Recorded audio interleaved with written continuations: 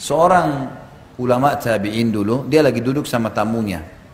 Sementara itu ada satu budak, ya, budaknya yang biasa hidangkan makanan. Pada saat tamunya sudah duduk, budak ini lagi bawa marak, ya, kuah, sop atau apa marak ya, yang panas sekali. Tidak sengaja si budak ini mendidih ini, tidak sengaja budaknya kesentuh karpet, jatuh, tumpah semua marak di badan tuannya. Bayangin nih, kuah panas tumpah. Kalau agama yang menjadi landasan kita, Bapak Ibu sekalian, emosi terkontrol, ya. Semua pemasukan, pengeluaran, tatapan mata, ucapan yang diucapin, tangannya, semuanya itu terkontrol. Bayangin dalam kondisi tumpah sebadan kuah marak yang panas. Apa yang terjadi?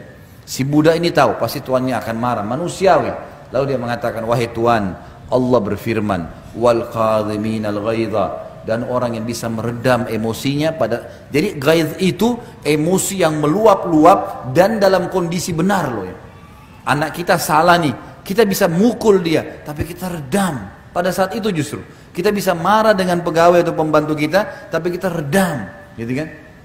Lalu tuannya mengatakan dia redam, baiklah. Tiba-tiba dia tarik nafas dan mengatakan baiklah. Lalu tuan pembantu budak ini pintar, karena dia paham agama, dia juga bilang, karena dia tidak sengaja tadi, bukan sengaja nuang. Dia bilang lanjutan ayat Tuhan, wal afina anin nas, dan orang yang suka memaafkan orang. Tuannya bilang afautu, saya sudah maafkan kamu. Lalu dilanjutkan kata Tuhan, kata budaknya, dan Allah berfirman Tuhan penutupan ayat, wallahu yuhibbul muhsinin, Allah suka orang berbuat kebaikan. Kata tuannya, kau saya bebaskan dari keterbudakan. Bagaimana kalau ayat Al-Quran mengontrol seseorang? Luar biasa. Agama kalau dipegang teman-teman sekalian luar biasa. Dan Allah itu maha mengetahui, maha jeli, lembut, tahu semuanya.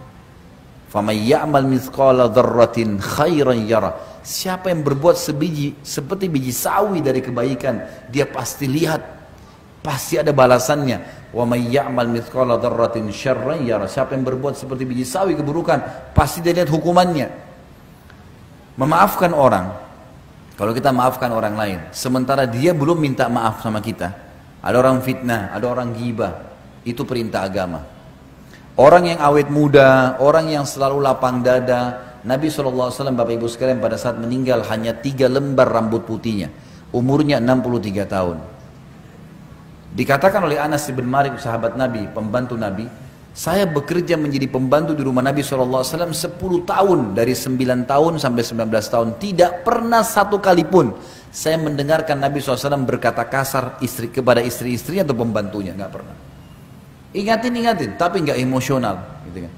Sehingga Allah SWT berikan dia kelebihan yang luar biasa. Istrinya pun akhirnya jadi malu dengan Nabi SAW, karena orangnya tidak pernah marah, kecuali hukum Allah SWT dilanggar. Karena Aisyah berkata radhiyallahu anha dalam riwayat lain, riwayat Bukhari, Rasulullah SAW tidak pernah marah kalau berhubungan dengan haknya, hak pribadinya, duniawi, dimaafin sama dia.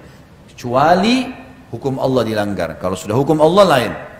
Maka Nabi SAW berubah wajahnya menjadi merah karena dilanggar hukum Allah Subhanahu Wa Taala. Ini tidak boleh.